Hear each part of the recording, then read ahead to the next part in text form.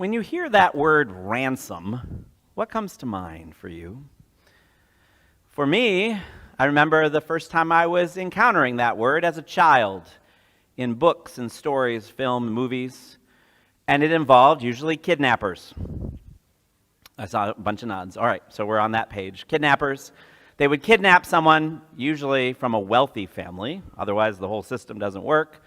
And then they would send a ransom note demanding an exorbitant sum of money. And if the family paid the kidnappers that amount of money, then the family member would be set free. So I recognize that's a pretty common way in our culture, our storytelling, that we would use that language. So when we hear Jesus in the gospel reading today say he gives his life as a ransom for many, what do we do with that? I mean, if we unpack it, we might say, well, who's the kidnapper? Who's been kidnapped? Who's being held? And what's it going to cost to get them out? And how much is it? And who's going to pay? And who decides if that's enough? So the word that's here in the Greek New Testament, they likely don't have kidnapping in mind, but it is a word that means to be liberated or to be set free. So while it's not a story or language around kidnapping and ransom notes, so to speak, it is about liberation and freedom. Jesus is talking about that idea. So, but we could still ask, well, who's in bondage and who's keeping them in bondage then, if we just use the language of freedom or liberation? And I think the answer in terms of how the story envisions the world would be a quote from a mid-20th century comic strip character named Pogo. We have met the enemy, and he is us.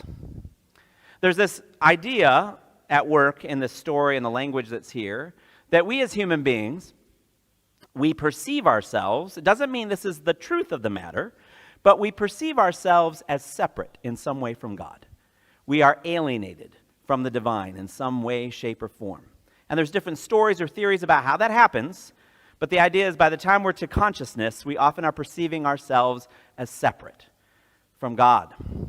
And then, well, if we're experiencing ourselves in some way separate from God, that has us disconnected from the truth of who we are.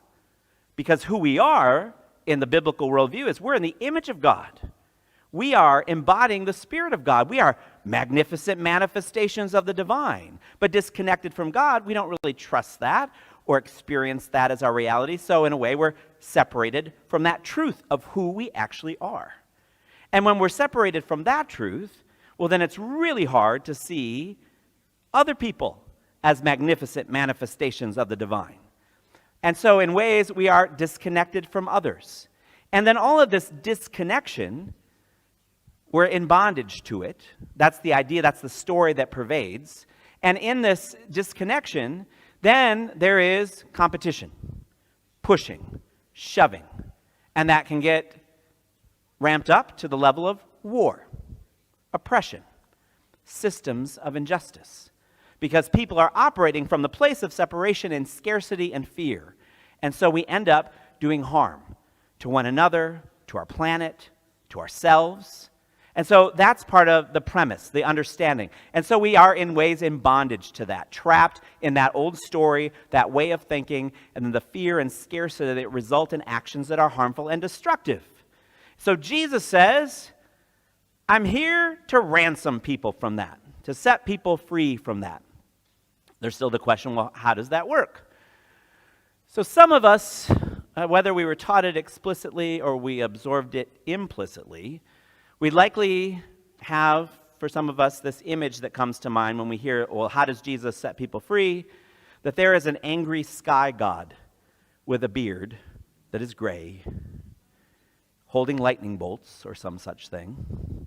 And that angry sky god, for reasons that aren't always clear, but demands a blood sacrifice to forgive people, and that ultimately God's own Son must be sacrificed. The blood of that Son must be spilled so that God will see people as lovable or acceptable.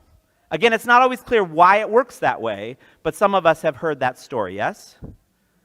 So is that what Jesus has in mind? Is that what Jesus is thinking about when he talks about ransom? Well, look at the context of his ministry and what he's talking about here. So Jesus, I was talking about this thing that we're in bondage to, this idea of separation, alienation, and the attendant fear and scarcity and systems and structures that stem from that old story, and how it gets lived out that's harmful. Jesus does not live in bondage to that. Jesus keeps saying no to that story, and he keeps saying yes to the truth of union or communion with God. Jesus practices that every day. Early in the morning praying, late at night praying, in community and worship, in wrestling with the stories, in breaking bread with other people, all kinds of practices that keep Jesus immersed or baptized in God's Spirit. So Jesus lives at one with God. He doesn't live that old story that's about hurt and harm. So Jesus living at one with God, well then Jesus also trusts who he is as God's beloved. Jesus gets it that he is a magnificent manifestation of the divine, created in the image of God. And he embodies that so fully that people around him say, we see God in this guy. And because Jesus is connected with the divine and the truth of who he is, well, then he can see God, the image of God, in other people. Not just the people he already likes, but in the stranger, even in the enemy. So Jesus is living in great freedom. Jesus is living in that way where he can then love other people. And he says to them, this isn't just me. You can get in on this too. He said, this is the reign of God. It's at hand. You can live in it. And if you live in this, if you let go of the old story of separation, scarcity, and fear, and live in this communion and connection in the divine, not just the story, but live it, it has the power to change the world. It's at hand. It's available. And there are people who hear this and say, that is some good news. Because how things are working right now, not so great. I'm up for something better, something different in me and through me and in the world. But there are also people to whom this does not sound like good news. And they are the people in the story for whom the current way of things, it's working for them, at least in the short term. They have power and privilege and position. They're all right with how things are. Jesus coming along with this whole reign of God business is threatening how things are. And so, what do? This Jesus must go. This Jesus must die, they decide. So Jesus knows this is coming. Jesus perceives what's up. And what does Jesus do with this threat to his very existence? We talk about the greatest fear can be the fear of death. What does Jesus do with death approaching? He does the same thing he's done all along. He keeps inviting God in. He keeps connecting with the divine. He does not live in fear and scarcity. He does not fight nor flee. He just keeps offering himself into the divine presence. And therefore, even with this ultimate threat coming at him, he can still love other people. I mean, I sometimes have a headache or traffic's moving slowly, and I have a hard time loving other people. But Jesus, staying in communion and connection, is empowered to keep loving, to keep teaching, to keep offering himself. So he tells his disciples, this is what's coming, because he wants them to understand how to deal with it, how to approach it. And did you catch what the disciples do with this information? It's the second story where they start fighting over basically, well, who gets to be in charge? It's a perfectly normal response. This is threatening, scary information, so they're wanting to do damage control and figure out, well, what's the new organizational structure and where do I get to be in it? And Jesus does not say, I'm done with them. Right? Here's that evidence of what all this communion and connection does in Jesus. He still loves them. Even in their fumbling, even in their failing, even in their getting it completely wrong. And remember, we're getting close to the end in the story. Time is limited. There's a sense of urgency. But he still loves them and uses this as a teaching moment and says, listen, people. It's not about who's serving you. It's not about, like we talked about last week, the gifts that you have are not to then have power over others, but are to empower others. It is about serving. And then he says, the Son of Man, meaning himself in the story, came to serve and to give his life as a ransom for many. And here's the key to understanding what he means, creates the ransom, so to speak. It's serving. It's serving. He connects the idea of serving with setting other people free. And I don't just mean like an hour a week of volunteering. I mean, that's a gift, but it's a whole way of life. Because when Jesus says he gives his life, it's not just the story of him on a cross later. It's what he does every single day. Every day, Jesus is giving his life, the whole of who he is, into the presence of God, into divine communion and connection. And because of that, he is empowered to keep giving the whole of himself, the whole of his life, to serve other people, to love them. And remember, we talked before, love in this biblical context isn't just warm fuzzies or a romantic thing. Love is committed self-offering. Jesus is able, in committed self-offering to the divine, to know who he is, and to be empowered to, in committed ways, offer himself to others, to empower and love others. And this is what sets people free.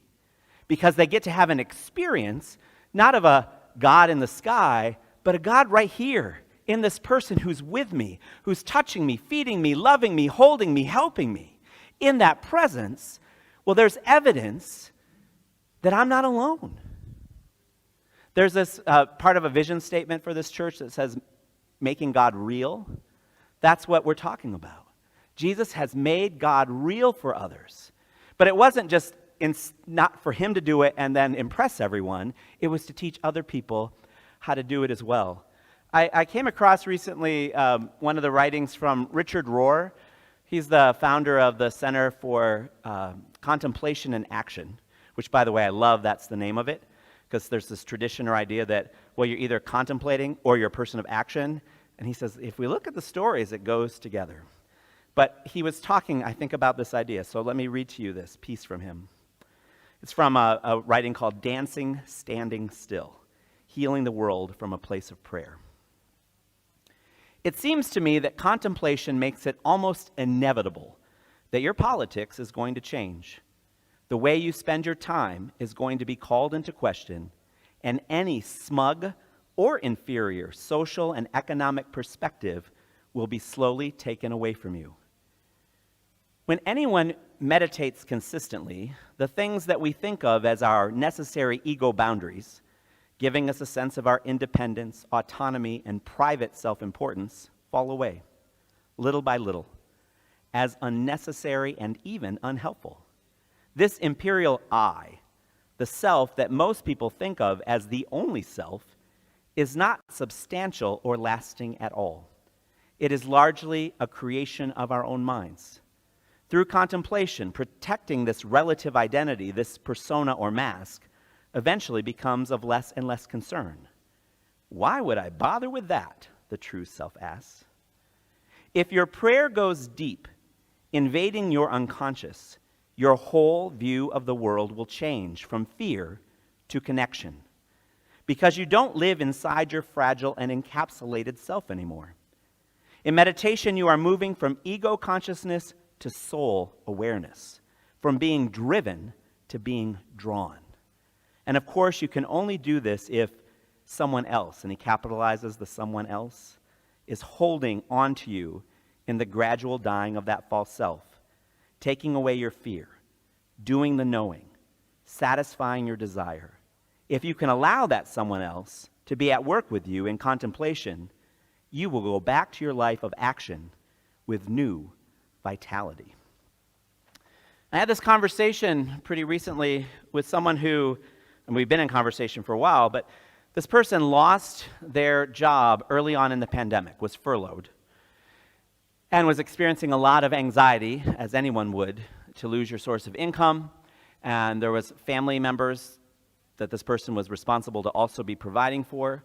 And then the person also said to me that as all that's happening, and of course there's all the background of the pandemic and things that are anxiety-inducing for all of us, he said, and as a black man, that more and more elected leaders seem to not only being not challenging white supremacy and blatant racism, but some of them seemed to be on the side of that. And he said, I always felt it was harder for me as a black man in our society, but it's never felt as hard as it does right now. And he said when he was in the grip, he said it was a paralyzing fear. A friend from his church called him up, seemingly out of nowhere, and asked him how he was doing. And he said, in the way that friends do, that it's not a greeting, how you doing? But he wanted to know. So I told him. And he listened for a little bit, and he said, I know it's the pandemic. How about we have a porch visit? The guy had a front porch. By the way, this was not Tucson, so it was cold. So there's more sacrificial love than you're realizing. So the friend came over, and they talked, and they listened, and they're out there, he said, for 2 hours on the porch in the cold. And then the friend, though, toward the end of the conversation said, how can I pray for you? And the man talking to me, he said, there's people who said, I will pray for you, and then they go off somewhere else and do it. He meant like right now. So I told him, and he did. He said, I can't quite explain it, but as he left, I didn't feel so alone or so afraid anymore. And before he left, he said, how about we make this a weekly thing? We'll call it Porch Sit and Prayer. And we've been doing it. He said, and I feel more connection than isolation. Not just in the visits, but in between. He said, God has been alive in my friend, and I hope to be that friend for other people. And there for me was an example of what Jesus set in motion 2,000 years ago, calling us to say no to the old story of you're alienated, you're on your own, you're nothing, or you're too much, and to know the truth that you are the beloved manifestations of the divine, and that we can choose to lean into that, to live into that, to open to that every day. And then we see that power, that presence, that beauty in others. And we can love them, especially in their places of hurt or fear or isolation. And we help set other people free as we keep giving our lives each day to the work of the Spirit and to the love of other people. As we do that, it really is good news. Come and see. Amen.